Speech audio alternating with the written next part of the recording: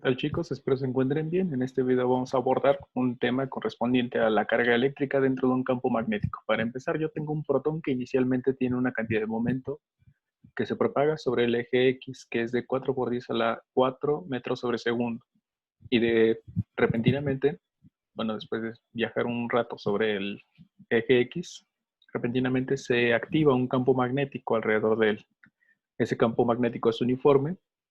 Tiene una intensidad de 0.4 teslas y su dirección de propagación va sobre el eje negativo de Z. Necesitamos determinar la fuerza con la que interaccionan los campos, el radio de la trayectoria generada y la velocidad de giro. Entonces, para iniciar voy a identificar cuáles son los datos que yo tengo. Tengo que la velocidad es de 4 por 10 a la 4 metros sobre segundo y la intensidad de campo magnético es de 0.4 teslas, pero aquí utilizo una notación vectorial, espero que no les cause conflicto. Me indica que va en dirección negativa sobre el eje Z. Ahora, ¿qué otros datos yo tengo? Puedo identificar dentro del enunciado que se refiere a un protón.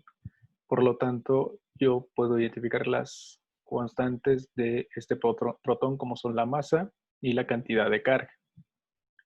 Entonces, como paso inicial, yo establezco cuál es mi sistema de referencia, donde yo puedo identificar al eje Y sobre la parte vertical, al eje X sobre la parte horizontal y el eje Z saliendo, cuál es el vector que está saliendo, con la flecha que está saliendo de la pantalla hacia mí.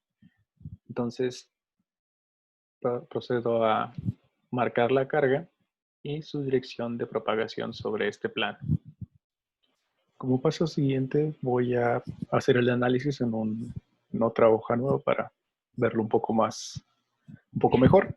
Entonces, regreso, mi sistema de referencia es X hacia la derecha, Y hacia arriba y Z sale de la pantalla. Dibujo mi carga, identifico la dirección de propagación de esta carga y dibujo el campo magnético uniforme. Yo sé que se propaga o tiene dirección de propagación sobre Z negativo. Quiere decir que yo aquí en mi pantalla estoy viendo colitas de flecha.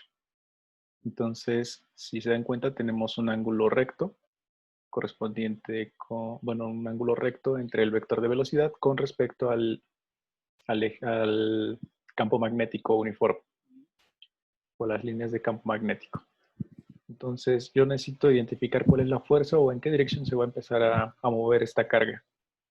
Entonces, yo utilizo la regla de la mano derecha y con el dedo índice apunto en la dirección en la que se está propagando esta carga. Con el dedo medio indico la dirección del campo magnético.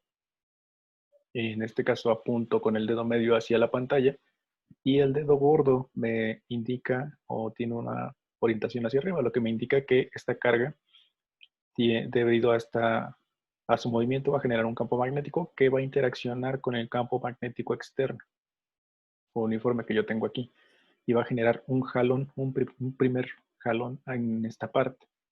Este jalón únicamente va a interaccionar con la trayectoria, sin embargo no va a mover en nada o no va a alterar en nada la cantidad de movimiento que tiene. La velocidad va a permanecer intacta.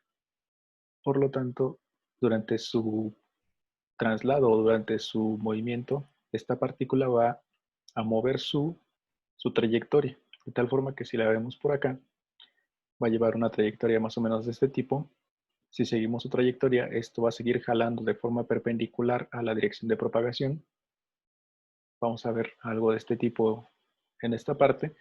Si seguimos, digamos, esta propagación o esta fuerza que está jalando a esta carga debido a la interacción entre los campos magnéticos, vamos a ver que en este punto tiene esta forma o esta proyección o esta trayectoria y va a llegar hasta el final aquí.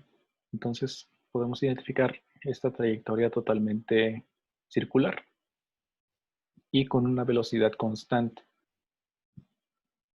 Entonces, ya visto de otra manera, una pequeña animación, esta carga va a estar dando vueltas dentro de este campo magnético. Entonces, esta carga en movimiento tiene una fuerza que podemos calcular a través de esta simple ecuación que ya vimos en el video previo. Noten que el seno del ángulo que forman estos dos es de 1, porque el seno de 90 es 1. Digo, el producto de seno del ángulo es 1, porque es el ángulo que forman el vector de velocidad con las líneas de campo magnético es de 90 grados. Entonces, únicamente me queda aplicar esta simple ecuación. Tengo la carga, tengo la velocidad y la intensidad de campo magnético. Sustituyo carga, la velocidad y la cantidad de campo magnético. Aquí no utilicé teslas, utilicé su notación de newtons sobre coulomb metro sobre segundo. Y al desarrollar esta multiplicación, el producto es esto.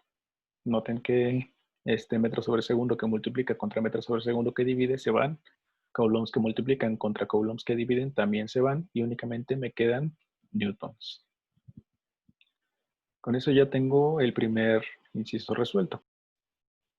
Para el siguiente inciso, yo voy a utilizar, bueno, para encontrar el radio de giro, yo voy a utilizar la siguiente fórmula, que involucra ecuaciones de física del movimiento, donde la aceleración normal o centrípeta en este caso es igual a la velocidad tangencial al cuadrado dividido entre el radio de giro. Esto al despejarlo me queda de esta manera. Obviamente cuento con el valor de la velocidad, pero no tengo el valor de la aceleración centrípeta.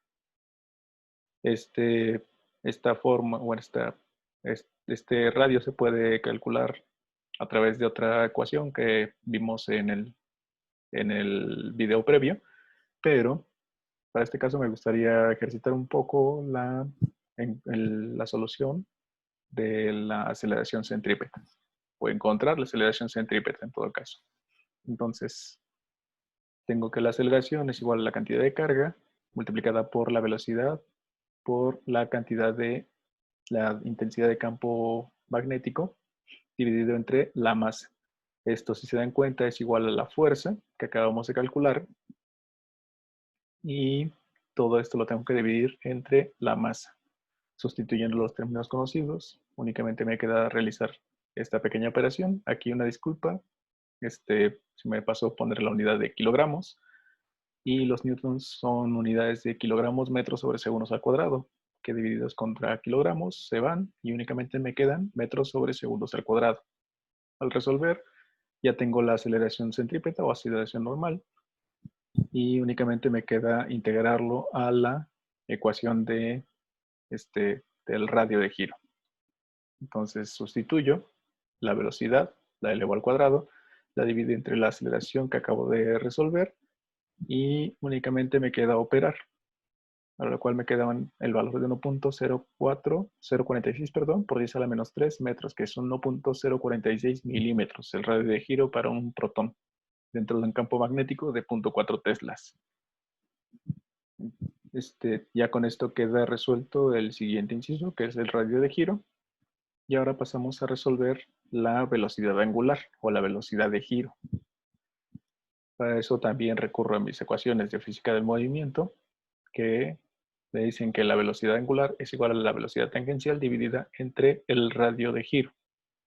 Sustituyo esos dos términos que ya son conocidos y me da un valor de 38.24 por 10 a la 6 radianes sobre segundo. Metros sobre metros se van. Como esta operación como tal me da unas unidades de radianes sobre segundo que para pasarlas a revoluciones sobre segundo únicamente tengo que dividir este valor entre 2pi y me da un valor de 6.09 por 10 a la 6 revoluciones sobre segundo. Espero que haya quedado claro, chicos. Si no, ya saben que sus dudas me las pueden hacer saber a través del grupo de WhatsApp o por la plataforma de Claro.